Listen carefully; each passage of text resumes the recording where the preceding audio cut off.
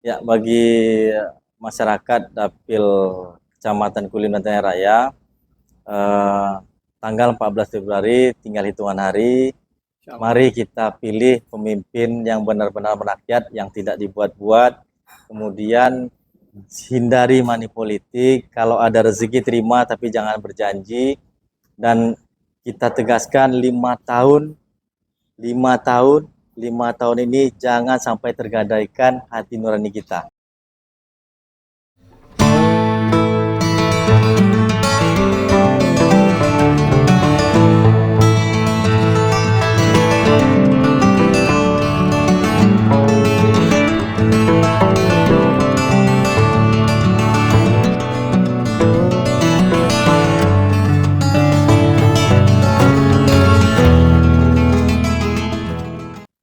Assalamualaikum warahmatullahi wabarakatuh, Sobat Gomek. Alhamdulillah kita kembali podcast kali ini bersama Bung Rahmat nih. Ya, nah. Assalamualaikum. Waalaikumsalam. Mana Ketua? Alhamdulillah. Aduh. Sibuk nih ya, 75 hari. Perjalanan yang sangat luar biasa, tinggal menghitung hari lagi nih kan. Insyaallah. Insyaallah mudah-mudahan ya dengan ridha Allah. Amin insyaallah. Ikhtiar maksimal. Ya. Gimana Bung Rahmat? Mungkin minta profilnya buat ya. Sobat Gomek. Saya jelaskan profil saya, nama saya Rama Andayani. Ya. Punya istri 1, ya. Anak 3, alhamdulillah. Alhamdulillah. Dan sehari-hari pekerjaan kita adalah jurnalistik. Jurnalis. Ya. Jurnalis. Ini udah lama jurnalis, terus kan apa namanya?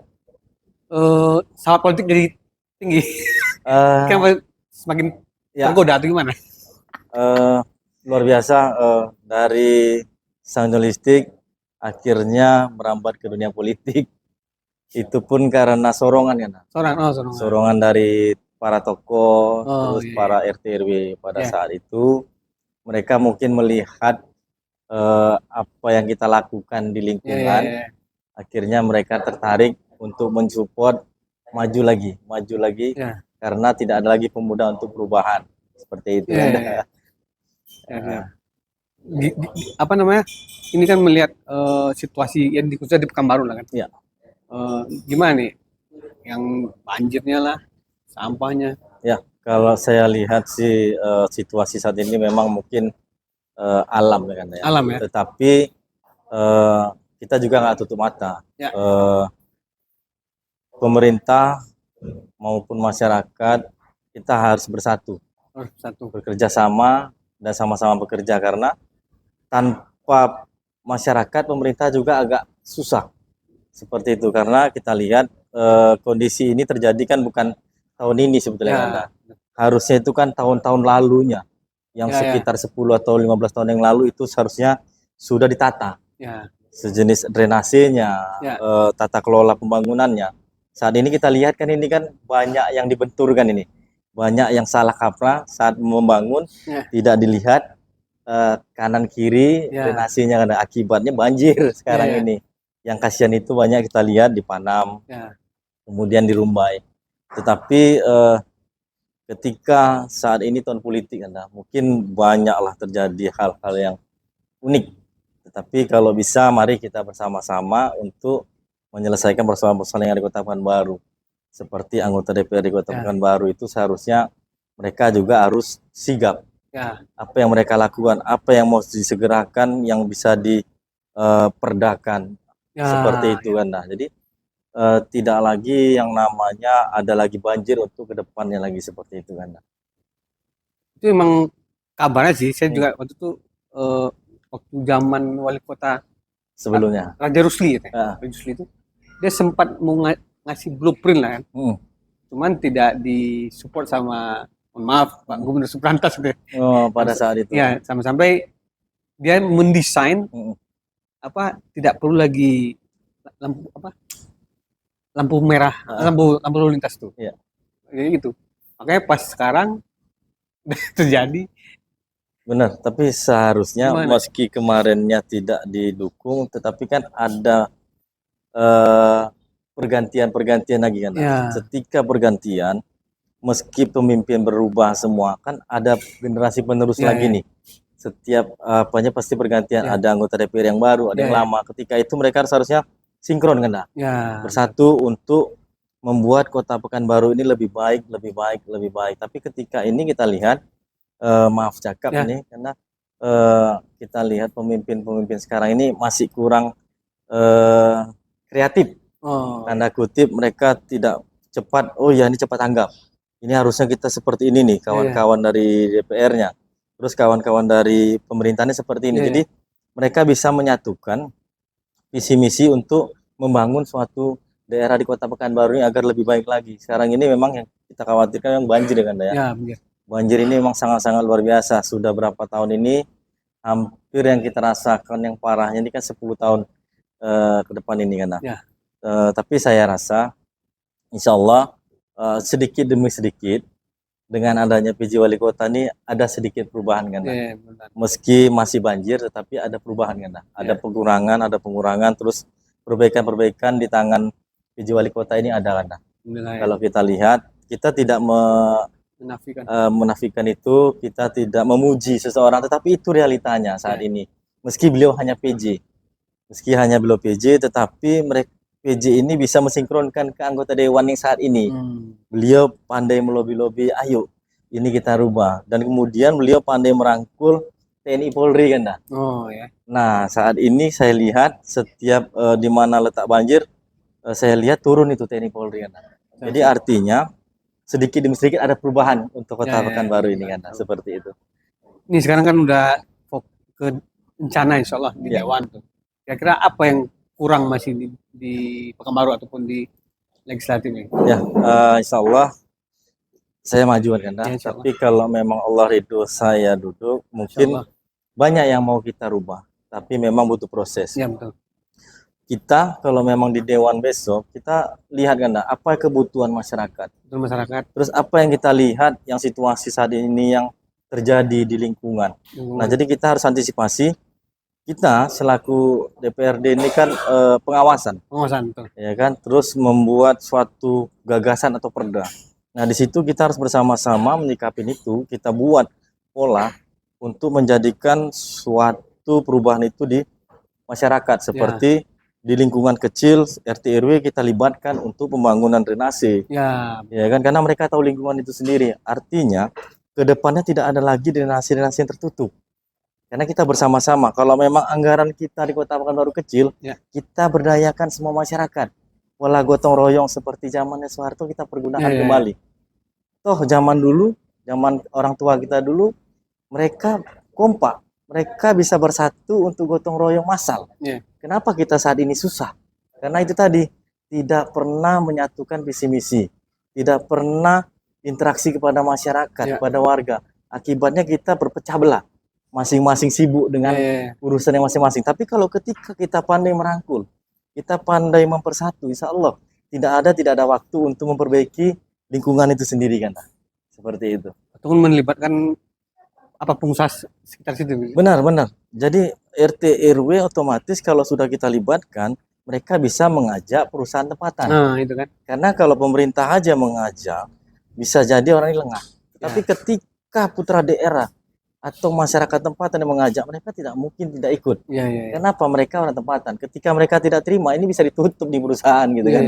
Jadi alangkah baiknya mari bersama-sama menyatukan visi misi untuk kejayaan Pekanbaru di era emas ke depannya gitu kan. Ini gimana menyikapi, katanya kan lebih 60% itu pemilih baru lah gitu kan. Kira-kira kans ke kitanya pemilih baru nih ya, milenial ya. Saya rasa milenial sekarang ini sangat-sangat cerdas. Mereka sangat hobi dengan gadgetnya ini.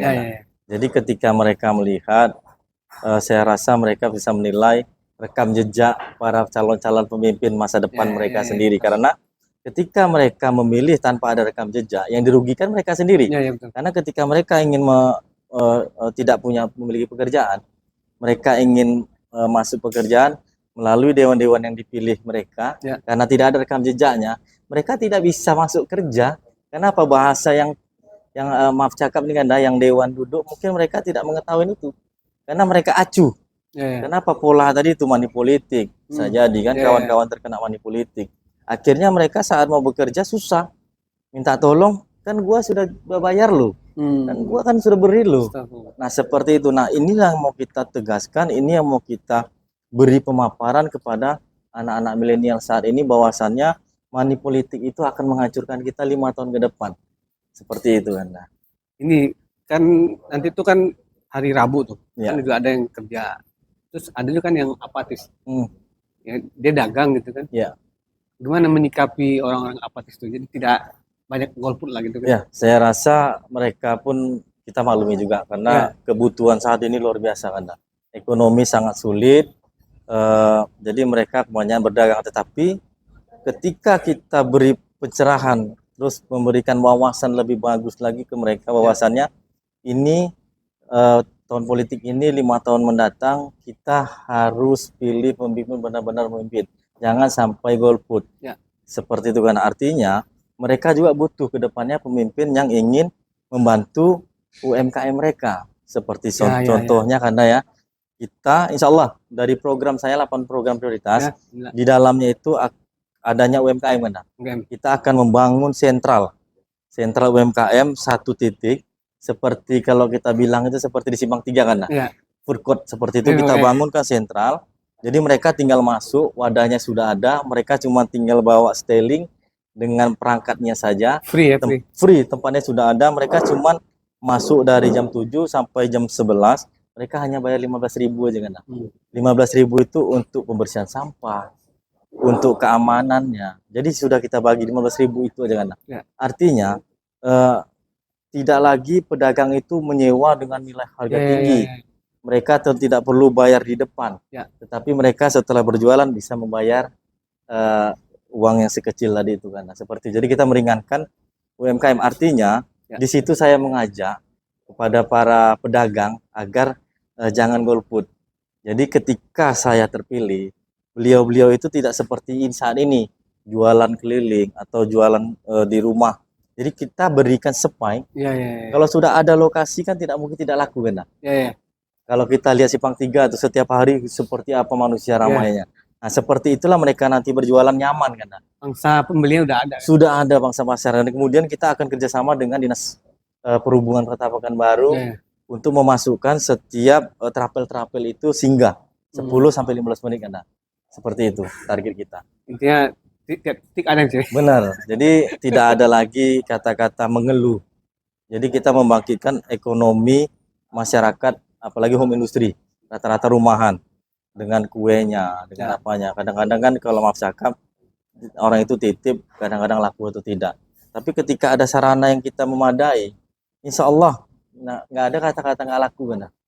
Seperti itu. Sudah kita pikirkan matang, itulah untuk masyarakat ke depannya kan. Jadi ada apa event pula nanti di event di tempat itu ya? Ya, untuk meramaikan. Ya, di situ seperti ada hiburan lagi kan. Jadi hiburan seperti untuk anak-anak, untuk milenialnya yang suka karaoke, kita buatkan di situ semuanya. Insya Allah mudah-mudahan kalau memang saya terpilih ke depan kan, saya pingin juga ada tambahan kan. Kan selama ini mungkin tidak ada tempat sarana ibadah yang untuk menonjolkan di setiap event maupun keramaian. Nah, saya pingin ada spek khusus dan ada tenaga pengajar yang pingin orang itu baca Al-Quran. Kita juga pingin anak-anak masa depan ini hafiz Al-Quran seperti itu kan. Saya berharap seperti itu ke depannya. Saya bangunkan sentral di titik situ juga kan. Jadi yang mau pingin pengajian di sini, yang mau pingin karaoke di sini. Jadi kita memang susun semuanya dan kita pingin memang kita akomodir semua kan. Yang terutama memang kita ingin menonjolkan iman dan takwa kita terhadap Allah Subhanahu wa taala. Seperti itu kan. Mungkin ada lagi soal tadi sampah, banjir. Terus soal apa nih? Transportasi di Pekanbaru ini ada nggak yang kira-kira saya lihat juga yang trans itu kan nggak begitu ramai juga. Ya, kalau saya sih prinsip saya apa yang ada tinggal kita menggalakkan. Seperti apa caranya harus bersama-sama. Karena kalau kita merubah lagi sementara yang ini aja masih belum bergerak. Kita mau tambahin lagi juga tidak baik. Artinya yang ada kita manfaatkan, mari gimana caranya untuk meramaikannya. Bagaimana caranya untuk membuat fasilitas ini nyaman, Maksimalkan ya. maksimalkannya, karena ketika kita lihat busway kita ini kan nggak sesuai dengan koridor jalur nih kan. Oh. Busway-nya panjang, Oh. besar, kapasitas jalan kan tidak memadai. Harusnya kan kita sesuaikan dengan kapasitas jalan itu sendiri. Jadi kalau orang mau naik busway tetapi toh jalannya lambat juga, mereka kan dirugikan ini kan. Makanya busway tadi ini tidak berjalan efektif. Tapi ketika kita buat sesuai dengan koridornya, insya Allah masyarakat pasti berbondong-bondong untuk menaikin fasilitas umum yang ada, karena harganya juga murah.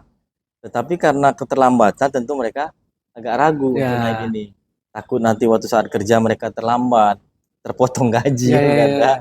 Nah, syukur yang terpotong gaji. Kalau sempat langsung hangus itu rugi kan gitu. Makanya makanya disinilah peran pemerintah, dan yang utama sebenarnya sih ini kontrol sosialnya dari anggota DPRD Kota Pekanbaru. Nah, kedepannya insya Allah apabila saya terpilih, saya akan utamakan juga ini dengan kawan-kawan. Kalau saya sendiri mungkin tidak mampu, tapi kalau bersama-sama, insya Allah, iya 50 orang kan nambah 5 kan. Insya Allah 5/1-nya aja kita sudah bisa membuat gagasan-gagasan baru untuk Kota Pekanbaru lebih baik dan lebih maju lagi kan. Seperti itu. Mungkin Pak Rahmat closing statement buat ya bagi masyarakat Dapil Kecamatan Kulim dan Tengah Raya, tanggal 14 Februari tinggal hitungan hari. Mari kita pilih pemimpin yang benar-benar merakyat, yang tidak dibuat-buat. Kemudian hindari money politik. Kalau ada rezeki terima, tapi jangan berjanji. Dan kita tegaskan 5 tahun ini jangan sampai tergadaikan hati nurani kita. Jadi pilih pemimpin tempatan, terserah siapapun yang mau dipilih, yang penting dia ingin berbuat untuk wilayahnya, untuk daerahnya. Dan saya sendiri mohon doa dan pilihannya pada tanggal 14 Februari nomor 8 dari Partai Nasdem. Siap. Jangan lupa 14 Februari nanti Nasdem nomor 8. Nomor 8. Dapil Tenayan Raya Kulim. Dan Kulim.